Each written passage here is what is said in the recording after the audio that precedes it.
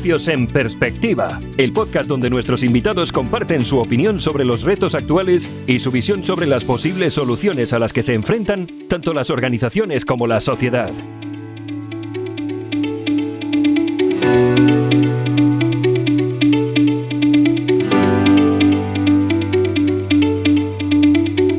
Soy Alex Kroger y hoy estamos aquí para celebrar el episodio redondo, el episodio número 10. Para ello tengo a dos invitados, a Carlas Polo y a Katy Payá. Bueno, ellos vienen de Inspiring Partners. Los dos llevan en esto de la consultoría mucho antes del cambio de milenio. Y los dos se han formado en el mundo de la psicología, la pedagogía. Todo su trabajo gira alrededor de cómo ayudar a personas y empresas a lograr cambios positivos. Aplican distintas metodologías que ayudan a aumentar colaboración, inteligencia colaborativa, redes informales y, bueno, todo ello tiene la finalidad de lograr cambios estratégicos en las empresas. Yo más o menos he dado una introducción por encima. Carlas, cuéntame un poco exactamente qué es esto de cambio positivo, cambios estratégicos, de qué va todo esto. Hola a todos, bienvenidos. Nuestro foco con todo el tema de cambios positivos es ir implementando diversas metodologías a nivel organizacional para que a través de la comunicación y del desarrollo que realizamos vayamos implementando cambios tanto en las personas, en los procesos y en las organizaciones. Y Katy, ¿tu definición de todo esto? Sí, hola, buenas tardes.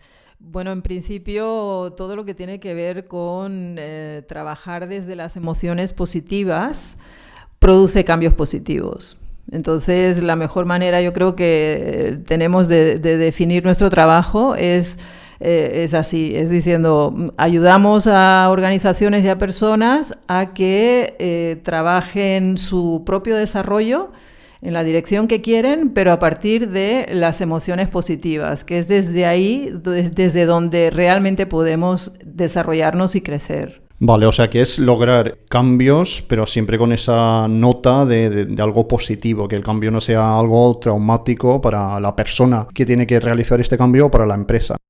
Sí, correcto. Muchas veces en algunas organizaciones parten de lo que comentabas tú, de cambios que pueden haber sido traumáticos. Lo importante es ver desde la psicología positiva y desde todo lo que es los cambios positivos, cómo poder ir dándole la vuelta y sobre todo que el impacto que tengan las personas tenga pues un enfoque diferente. En noviembre del año pasado, 2018, participasteis en la segunda conferencia global de cambio positivo en Holanda. Bueno, contadnos un poco, primero, qué es lo que es, qué os llevó a ir a esta conferencia, cuál fue vuestra experiencia y principalmente qué os llevasteis de ahí y qué impacto tendrá eso en vosotros y en el trabajo que hacéis. Sí, fue una experiencia divina porque participamos como organizadores, pero además como participantes, evidentemente. Entonces, ¿en qué consistió? En agrupar organizaciones que están implementando este enfoque positivo para tanto la definición de estrategias como para procesos de cambio o de desarrollo. Entonces, claro, aquí vinieron tanto organizaciones del ámbito público como privado, como de distintos sectores, sanidad, educación, empresas diversas y también hasta una ciudad, la ciudad de Rotterdam, vino a compartir con nosotros prácticas que habían tenido en las que hicieron participar a la comunidad en la toma de decisiones respecto a un aspecto muy concreto que implicaba a un barrio de Rotterdam, ¿no? También, pues, por ejemplo, salimos aprendiendo de allí cómo implementando estas metodologías basadas en fortalezas en una cárcel, cómo le dieron valor a los presos para que encontraran o reencontraran su propósito en la vida.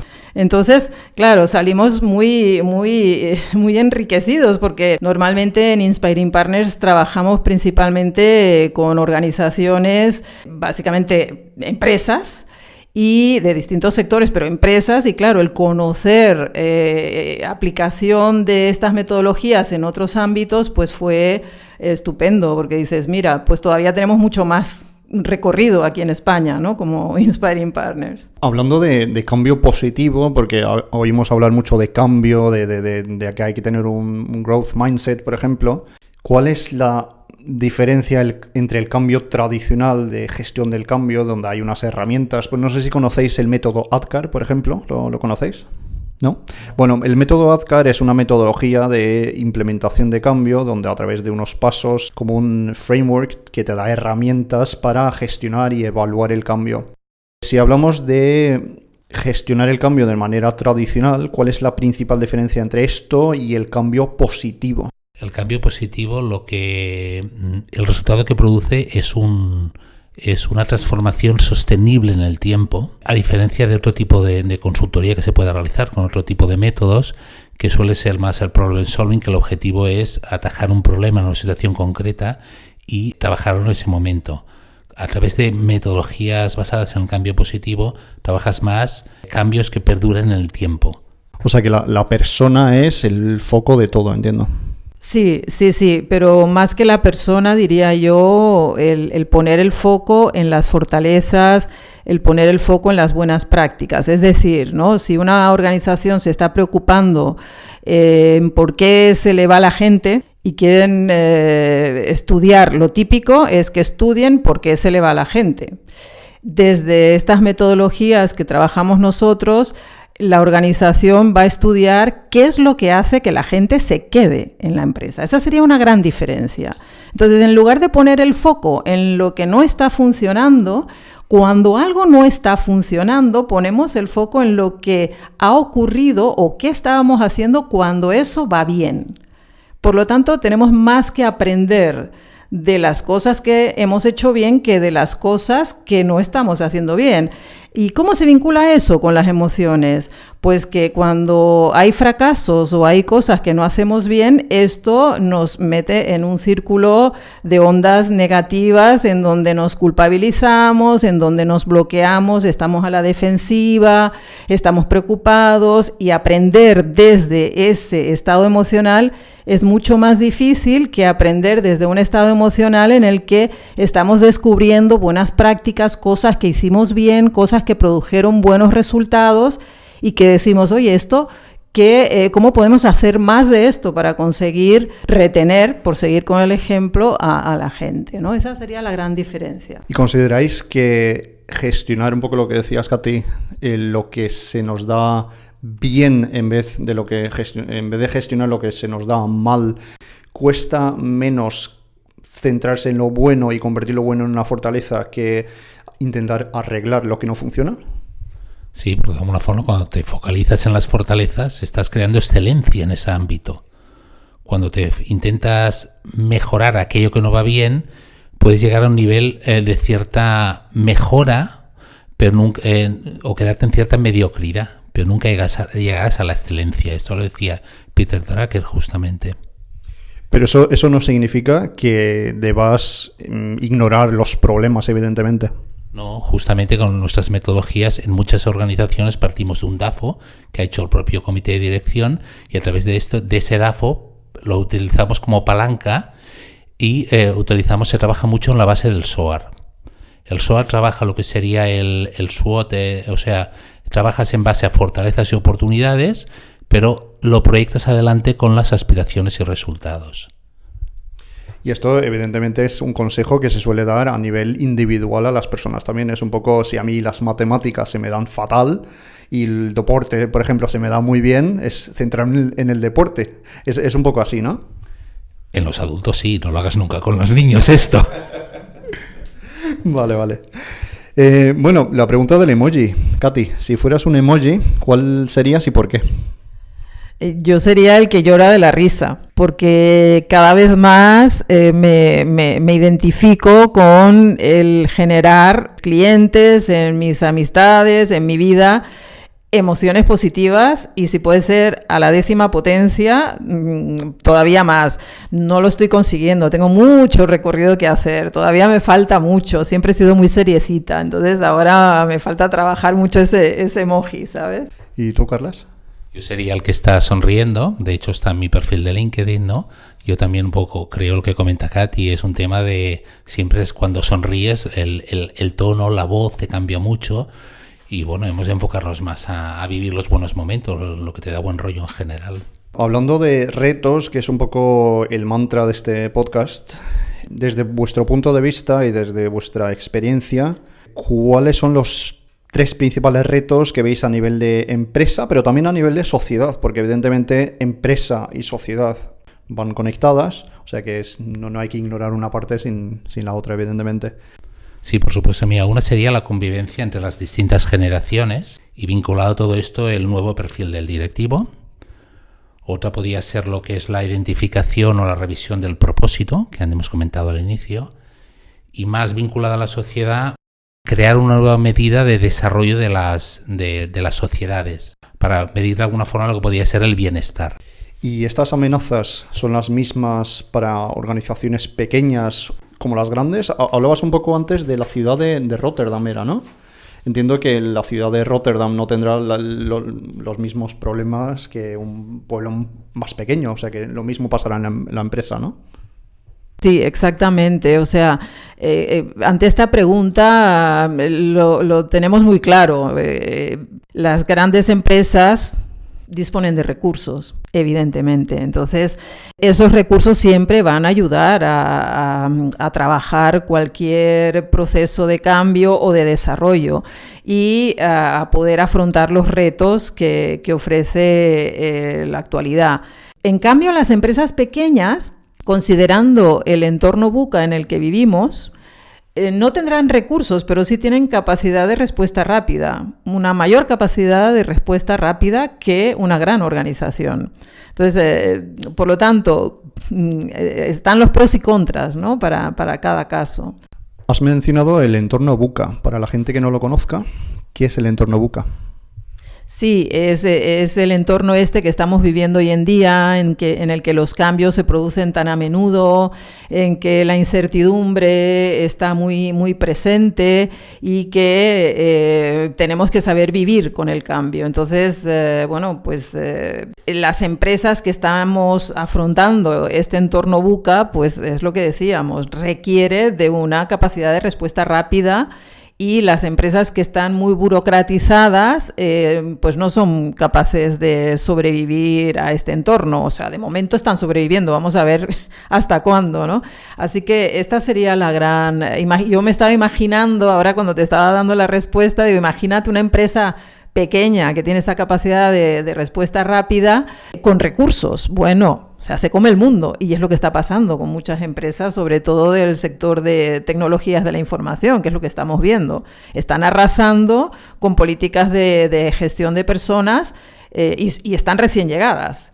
Y están desarrollando sistemas de capacidad de retención y desarrollo de las personas y del talento porque están aplicando un enfoque nuevo en la gestión de personas. Y basándome un poco en lo que acabas de decir, ¿ves una evolución de las grandes empresas hacia algo más pequeño? Es decir, ¿ves que las empresas grandes muy lentas van a desaparecer o se van a tener que transformar de alguna forma? Interesante pregunta. Pues si te digo la verdad, sí. Sí, porque además Carlas hablaba de las generaciones, las nuevas generaciones. Estamos viendo que los millennials y la generación Z, y no hablemos de la generación Y y la generación Z, que son los últimos, ¿no? Los de 20 y pico de años.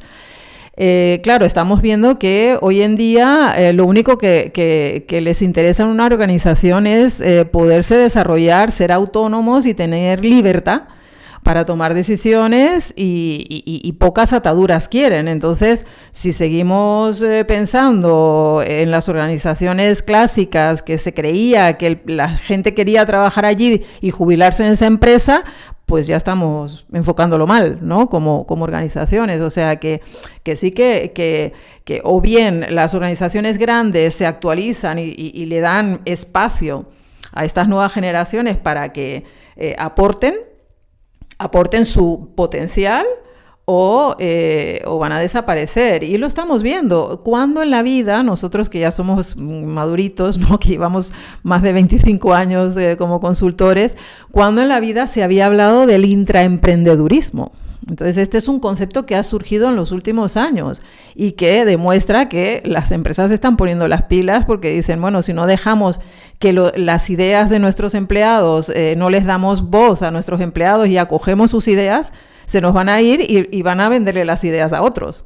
Entonces, lo de trocear una empresa relativamente grande es algo que veremos con más y más frecuencia.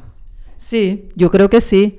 Sí, y lo vamos viendo, o bien porque se van diferenciando áreas de negocio, o porque pues se van creando nuevas áreas de negocio. Pero sí, eso es lo que estamos viendo. Carlas, comentabas un poco los principales retos. ¿Cómo debemos afrontar y solucionar un poco los retos que comentas? Principalmente observando las señales que hay en la organización o en la sociedad, y a partir de ahí, en función también del propósito de la compañía, pues bueno, ver cuál es el propósito, revisar el propósito y sobre todo hacer partícipes a la mayoría de personas de la organización. Este tipo de metodología es lo que se focaliza mucho en hacer partícipes a una muestra representativa de la mayoría de ese sistema o de población, tanto sea un ayuntamiento, una empresa, una organización, ¿no? Una muestra representativa, ¿no? ¿Por qué? Porque de alguna forma lo que haces es hacer partícipes a la mayoría de las personas del sistema, revisar, conocer las buenas prácticas o cómo poder fomentar esas buenas prácticas y en base a esto pues redefinir el propósito de la compañía o del proyecto a desarrollar. El otro día leí un artículo que hablaba sobre 4 generaciones que están trabajando a la vez para poder integrar, como decías tú, a estas 3 o 4 generaciones. Mañana, ¿qué podemos hacer para que esto funcione, para que la gente colabore, para que la gente básicamente pueda trabajar juntos? Sí, pues justamente ver cómo se complementan, o sea, cómo complementan visiones, cómo se complementan habilidades y por eso la importancia de ponerles a trabajar juntos.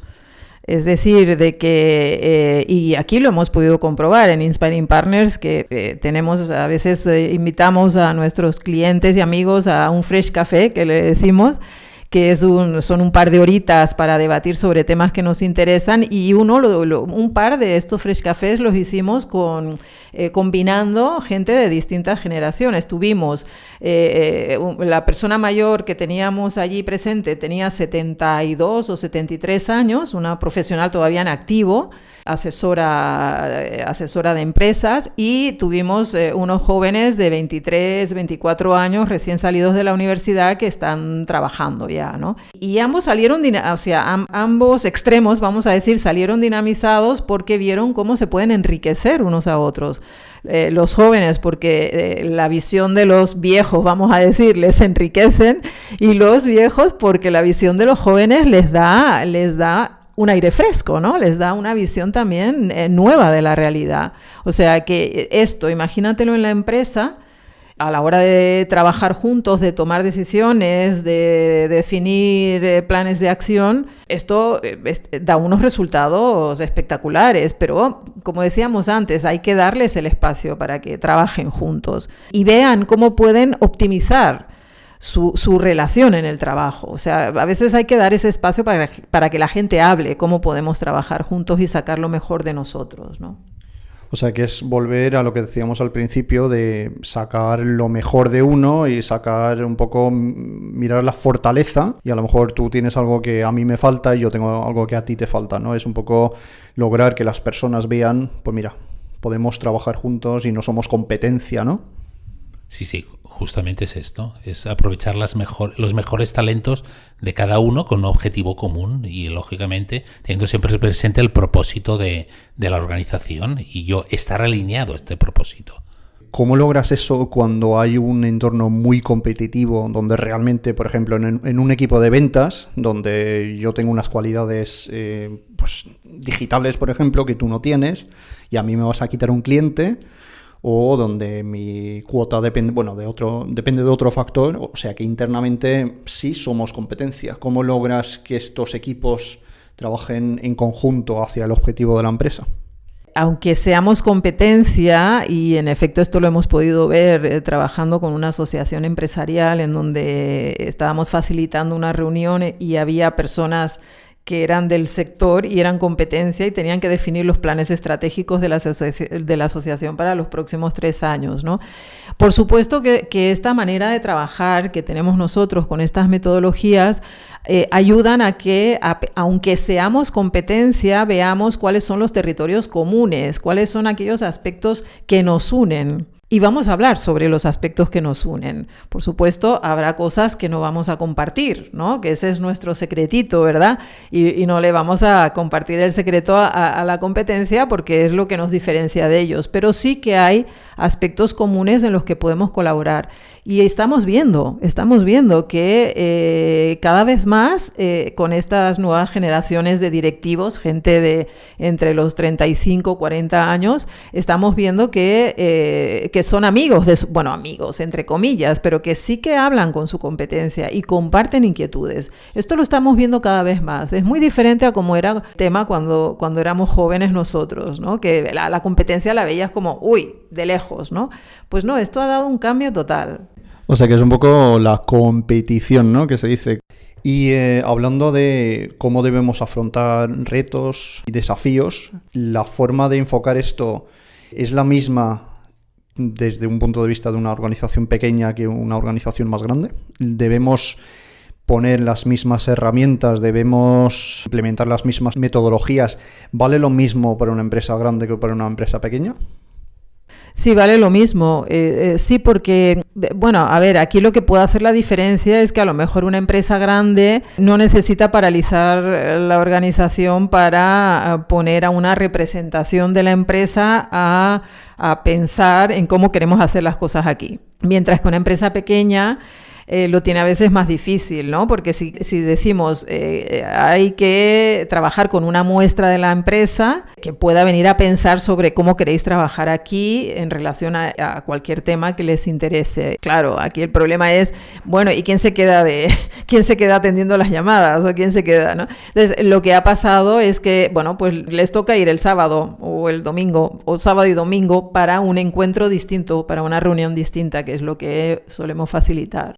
Trabajáis con distintas metodologías. Una de ellas, aunque me has dicho que es algo largo y algo complejo de explicar, pero es que sí que personalmente me interesa mucho, ¿eh? O sea que el proceso U, ¿qué es lo que es y cómo puede ayudar a una empresa y cómo lo utilizáis vosotros? El proceso U es complejo porque acompaña a las personas y los equipos a lo largo de esta metodología, que lo que hace es combinar la metodología propiamente dicha, ¿no? Operativamente hablando, con la parte emocional. Entonces, por ejemplo, ¿no? En el proceso U hay una parte dentro de esa U, porque la U está definida dentro del proceso, por eso se le llama U, porque cada trozo de la U, por decirlo de alguna forma, va definiendo el proceso. Hay, por darte un ejemplo, una parte de la U en el lado izquierdo que te dice suelta, desapégate de prácticas, desapégate de visiones antes de introducir algo nuevo, por ejemplo, ¿no? Entonces, eso estaría en la parte izquierda de la U, ¿no? La parte derecha de la U es, cuando tú ya te has desapegado de aquellas cuestiones que tú has visto que no te permiten avanzar, entonces introduce ahora lo nuevo, ¿ok? Y por supuesto en el medio, la parte del medio de la U sería, una vez que tú te has desapegado, ahora resitúate antes de introducir lo nuevo. O sea, así como explicado muy rápido, sería esto. Entonces, claro, es una metodología, con Carlas decimos, es profunda, porque va no solamente a lo conductual, sino que también va a lo emocional, ¿no? Y no siempre se puede trabajar de forma ortodoxa, porque el desapego es muy bonito y creemos en él realmente, pero a ver cómo lo trabajas a nivel organizativo o a nivel de directivos con unos egos brutales, ¿no? Dile que se desapegue de su ego. O sea que ahí hay un trabajo personal por parte de las personas. Exactamente. Entonces tienes que tener la materia prima para ello. Entonces nosotros nos gusta ser disruptivos y provocadores, pero también somos respetuosos. Y si un directivo quiere seguirse apegando a su ego, pues allá él, lo vamos a respetar, no le vamos a convencer de que haga lo contrario, ¿no? Vale, gracias. Bueno, hablando de cambio, el cambio positivo, bueno, no siempre es positivo. Por ejemplo, cuando hay que echar a gente a la calle, cuando, bueno, hay una necesidad de mercado, las cosas no van como queremos, hemos hecho malos pronósticos o X. ¿Cómo podemos convertir algo tan traumático como el hecho de tener que echar a las personas en un cambio positivo? ¿Es posible? ¿No es posible? No es fácil convertir una situación tan traumática como un despido en un cambio positivo, por supuesto, y tenemos mucha experiencia a través de mi otro negocio, como sabes. Depende mucho del contexto de la persona, el momento en que le plantees esa situación, y todo depende también de qué medidas o qué comunicación utilice la compañía, ¿vale? Lógicamente, si apoyas a esta persona en el mejor momento, el mejor momento para la persona, cómo lo comunicas, lógicamente la persona, en función de su estado, puede entrar en un estado de shock, por supuesto. Esto es normal, ¿no? Pero todo depende del contexto y de las formas de hacerlo. El cambio, en ese sentido que decimos, ¿es siempre positivo? No. Otra cosa es que la persona vaya asumiendo a medida que hay ese desapego, como comentaba antes Katy en la pregunta anterior, pero desapego ¿cómo me desapego yo de mi rol en esa organización? Que eso es parte del proceso de duelo. Una vez haya ese desapego y vaya pasando el resto de fases, es posible que la persona empiece a visualizar el cambio o la oportunidad que le ha dado la compañía como un cambio positivo y esté preparado mentalmente, también que conecte con sus emociones, para poder integrar aspectos y esté preparado ya para lanzarse al mercado. Pero de entrada el cambio no siempre es positivo, sí que nos gustaría. ¿Es conveniente dar tiempo al empleado a la hora de notificarle un despido? Es decir, la situación no está bien, vamos en esta dirección, un poco ponerle la realidad. ¿Es conveniente hacerlo, poco a poco o es conveniente hacerlo de forma tajante? Esto depende mucho de la cultura corporativa y tú lo sabes, hay compañías americanas en las cuales tienen por protocolo te despido, como la película Up in the Air de George Clooney, te despido y en la mesa de te pasas a la habitación de al lado y tienes el consultor de la consultoría de placement que te va a dar 4 notas y yo a veces he tenido que vivir estas situaciones, ¿no? Entonces, y hay compañías que en función del tipo de, no es lo mismo un despido individual, con despido colectivo, que afecta a muchas más personas, con contextos diferentes. Entonces, está claro que depende un poco de protocolo, lo que a veces también las compañías no preparan a sus directivos o managers para despedir. También es el foco. Cómo poder preparar a esa persona, primero para que no lo asuma como algo negativo ni algo personal con su colaborador, por un lado, y luego encontrar el mejor momento. Pero lo que comentabas tú, no siempre hay un buen momento, momento, y a veces hay información crítica, que es importante que la persona no haga un mal uso de esa información. Hablando de empresas que van mal, ¿qué consejo daríais a una empresa que está pasando por un mal momento?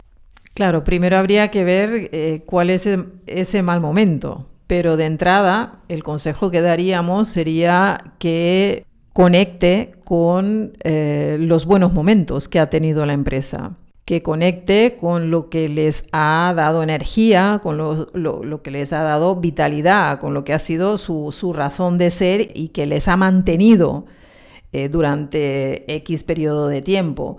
Que conecten con eso y vean cómo pueden reexplotarlo, reutilizarlo para superar ese mal momento.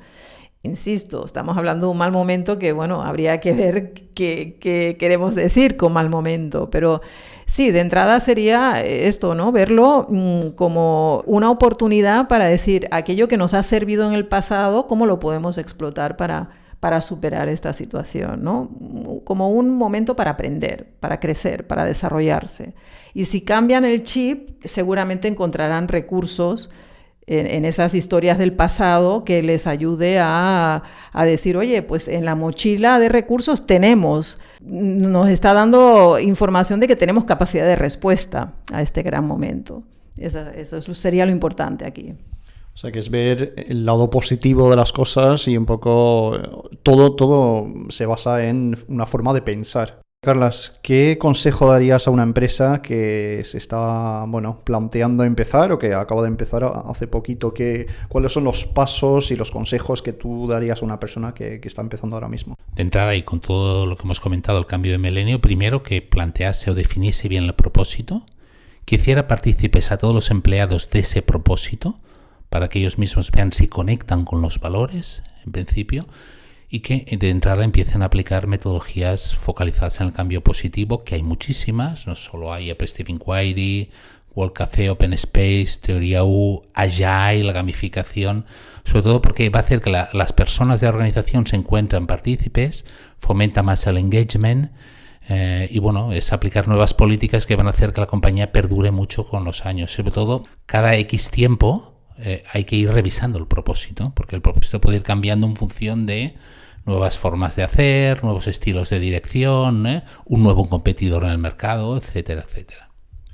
O sea que aunque estés empezando, conviene pensar ya en cambio, conviene ya pensar un poco en el futuro, a lo mejor no lejano, pero el futuro cercano y un poco cómo podemos pivotar, ¿no? Por supuesto, a mí me gusta mucho, no sé si conocéis la teoría de la curva del cambio de Charles Hine, este filósofo inglés de la London Business School, ¿no? Él habla de la curva del cambio, habla de la curva sigmoidea, si alguien lo busca en internet hay mucha información y te dice que lógicamente tú has de plantear un cambio no cuando ves que vienen mal dadas, sino cuando ves que estás en tu momento eufórico de cambio. Ahí es cuando realmente te has de plantear ya un cambio, porque estás con toda la energía, la positividad, los recursos los tienes todos en ese momento. Cuando realmente muchos profesionales se plantean cambios en el ámbito que sea o a nivel organizativo, es cuando ven que ya aquello va de capa caída. Entonces hay prisas, hay malos rollos, o sea, sale lo peor a veces de las personas. Por lo tanto, un poco este pensador inglés es lo que plantea, ¿no? Cambia cuando realmente tengas la energía y las fuerzas para cambiar. Que no es fácil en ese sentido, porque hay que tener el valor de decir, ahora que me va llene de cambiar, si justamente ahora no tengo que cambiar, tengo que pensar cómo puedo cambiar para no quedarme ni dormirme en los laureles. Sería esto. Aprovechando que tengo dos invitados, os voy a pedir que hagáis un pequeño resumen de la charla, 3 líneas, o sea, 3 líneas cada uno, 6 líneas en total. Bueno, yo ya me voy a despedir. Esta es la última pregunta. Sí, te puedes despedir, sí. No, yo te quiero agradecer esta oportunidad que nos has dado. Realmente ha sido muy, muy enriquecedor para mí el tener esta entrevista y estas preguntas que nos has hecho, ¿no? Porque te llevan a pensar y salirte de lo que son tus preguntas habituales. Claro, porque todos nos tenemos que hacer preguntas, que un poco iría por ahí el mensaje, ¿no? De decir, bueno, y retomando el testigo de lo que decía Carlas ahora, si tengo que resumir esta conversación sería, no tenemos que dejar de hacernos preguntas respecto al para qué estamos haciendo las cosas, ya bien sea como persona o como empresa, y ser coherentes. Ser coherentes con nuestros valores, porque es lo que cada vez más nos exige esta sociedad tan cambiante. Si no somos coherentes con nuestros valores, vamos muy despistados, porque con este entorno, como decíamos antes, te coges bien a tus valores o vas perdido. Así que bueno, han sido más de 3 líneas, lo siento. Muchas gracias, Katy. Y Carlas, un resumen, un poco lo que te llevas de esta charla y un poco, sí, un resumen, 3 líneas. Entonces, gracias a ti, Alex. Para mí ha sido un aprendizaje. Yo coincido un poco con lo que comentaba Katy. Estas preguntas te ayudan a reflexionar, a pensar. En resumen, sería un aprendizaje y bueno, y con ganas de que nos podamos ver próximamente y nos hagas pensar en nuevas reflexiones. Pues nos veremos en un World Café, ¿no? Estupendo, sí, estás invitado cuando quieras. Eso, fresh café. Muy bien. Bueno, pues lo dicho, agradecer a Carlas y a Katy vuestro tiempo y que hayáis accedido a compartir sobre todo vuestro conocimiento y experiencia para un poco celebrar este episodio número 10. Y como siempre digo, nos pueden encontrar por Twitter, @podcastnp, LinkedIn, evidentemente. ¿Y a vosotros qué medio preferís para que os encuentren? Bueno, estamos en todas las redes, en Twitter, en Facebook, en LinkedIn, por supuesto. Ahí nos pueden encontrar en todas, como Inspiring Partners, Katy Payá, Carlas Polo. Un placer estar conectados con quien quiera. Perfecto, muchísimas gracias.